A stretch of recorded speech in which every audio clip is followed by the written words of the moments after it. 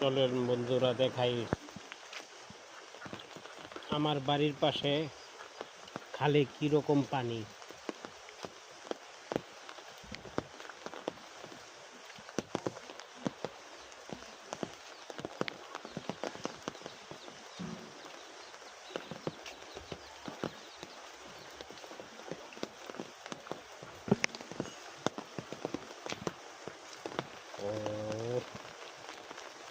ভরপুর বৃষ্টির মধ্যে ভরপুর পানি।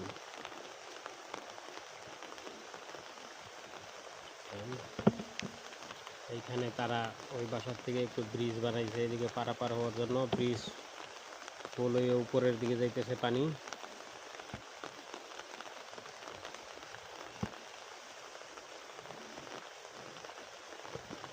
আর কিছুক্ষণ পরে